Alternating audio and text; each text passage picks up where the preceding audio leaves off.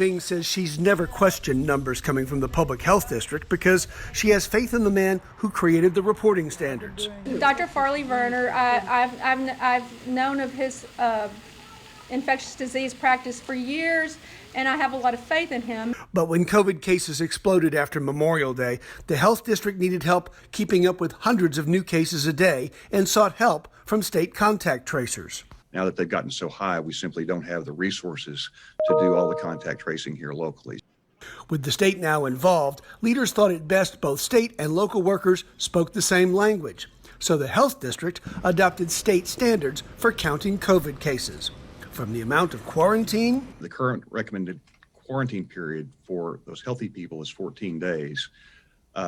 For those who have tested positive, the isolation period is at least 10 days from symptom onset. To the definition of recovered, the way the health district reported information changed.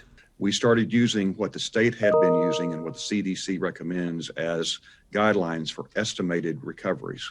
But that doesn't exactly give experts like Laura Bing a lot of confidence. I think of numbers as data, and I want to see the data handled correctly. So if you're not recovered, if you're still recovering, that's not a recovered case.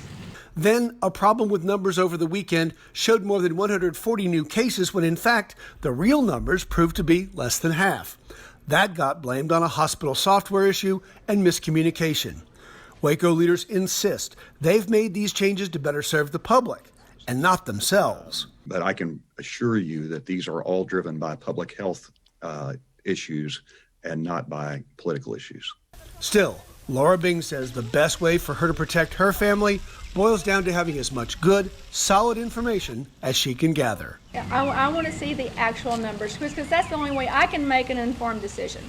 While many hope this realignment will provide a truer picture of COVID cases in comparison with state figures, others wonder if perhaps our own local data might give us the sharpest image of the pandemic in McLennan County.